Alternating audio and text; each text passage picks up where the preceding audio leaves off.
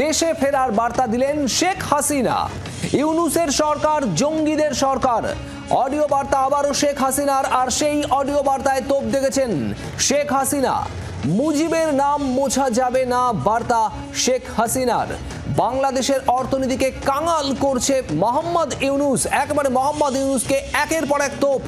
বাজেটের সব টাকা কোথায় গেল? ইউনূস নির্বাচন করার লোক নয়, মন্তব্য বাংলাদেশের প্রাক্তন প্রধানমন্ত্রী শেখ হাসিনার।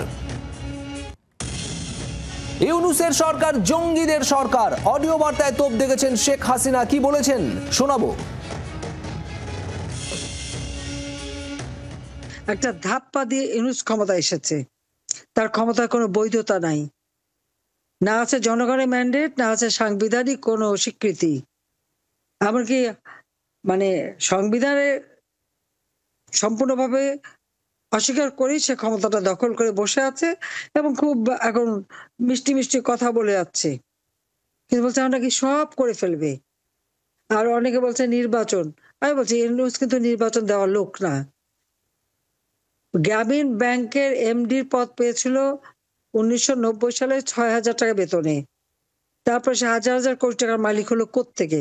ইউনূসের বিরুদ্ধে মানি লন্ডারিং এবং অর্থ আত্মসাতে 5টা মামলা দুর্নীতি দমন কমিশন করেছিল।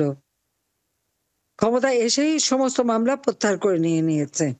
ইউনূসের মতো জঙ্গি সরকারকে ক্ষমতা থেকে হটিয়ে বাংলাদেশের মানুষের জীবনে আবার শান্তি, নিরাপত্তা এবং অর্থনৈতিক উন্নতি আমরা ফিরিয়ে আনবো ইনশাল্লাহ। মোহাম্মদ ইউনূসকে ছত্রে ছত্রে আক্রমণের পাশাপাশি শেখ হাসিনা আবারও বলছেন মুজিবের নাম মোছা যাবে না। কি বলেছেন শোনাবো।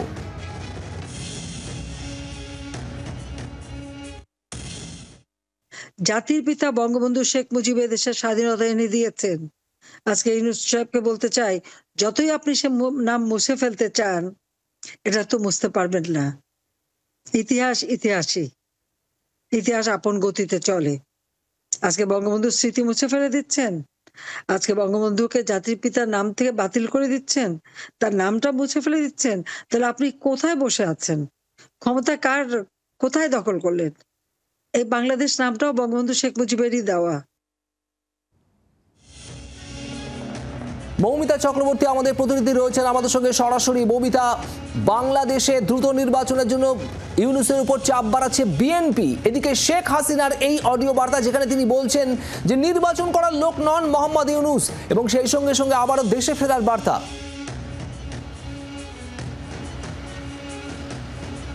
দেখো, গতকালই মোহাম্মদ ইউনূস অন্তর্বর্তীকালীন সরকার প্রধান ডক্টর ইউনূস তিনি এপ্রিলের প্রথমার্ধে নির্বাচনের কথা ঘোষণা করেছেন।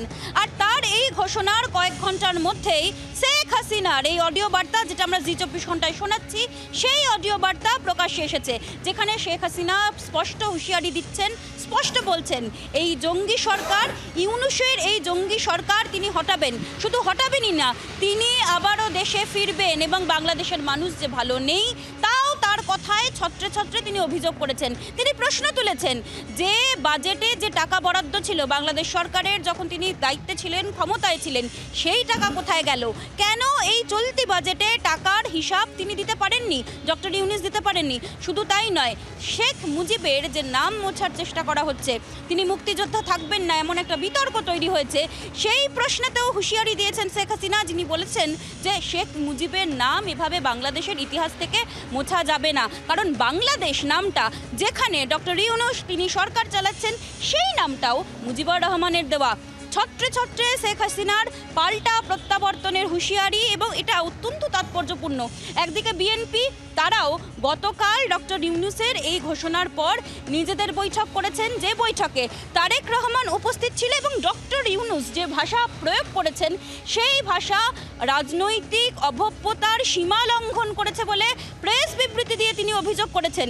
শুধু তাই নয়, বিএনপি স্পষ্ট করে দিয়েছে এপ্রিলের প্রথমার্ধ বললে হবে না, ডিসেম্বরের মধ্যেই তারা ভোট চান। আর সব মিলিয়ে একদিকে শেখ হাসিনা, আওয়ামী লীগ, অন্যদিকে বিএনপি এবং অন্যান্য রাজনৈতিক দল, এনসিপি ছাড়া এই মুহূর্তে ডক্টর ইউনূসের পাশে কোনো রাজনৈতিক দল নেই, তা নিঃসন্দেহে বলা যায়। মৌমিতা, ধন্যবাদ। বাংলাদেশের অর্থনীতিকে কাঙাল করেছেন মোহাম্মদ ইউনূস। তোপ দেখেছেন অডিও বার্তায় শেখ হাসিনা। কি বলেছেন এই প্রসঙ্গে শোনাবো আপনাদের। আজকে 8টা মাসে দেশটাকে ধ্বংসের পথে নিয়ে গেছেন। অর্থনীতি সম্পূর্ণভাবে বিপর্যস্ত। নিত্য প্রয়োজনীয় জিনিসের দাম বেড়ে মানুষের ক্রয় ক্ষমতার আওতার বাইরে। আসলে মানুষের তো আয় রোজগারই নাই। আয় রোজগার থাকলে না মানুষ কিনে খেতে পারবে। আজকে দিনমজুর, রিক্সাওয়ালা, একজন কৃষি শ্রমিক আওয়ামী লীগ সরকারের আমলে যে টাকা কামাই করতো তা নিয়ে 2 বেলা 3 বেলা খেতে পারতো, আর এখন এক বেলা খাবার জোটে না তাদের।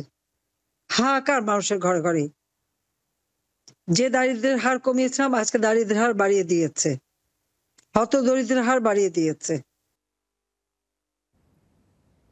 অর্থনীতির করিডোরকে বিদেশিদের হাতে তুলে দেওয়ার অভিযোগেও সরব বাংলাদেশের প্রাক্তন প্রধানমন্ত্রী শেখ হাসিনা।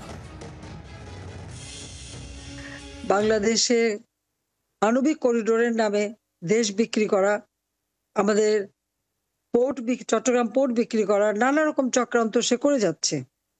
এবং যেদিন তার ক্ষমতা দখলের এই লোভের আগুনে কিন্তু বাংলাদেশ জ্বলছে।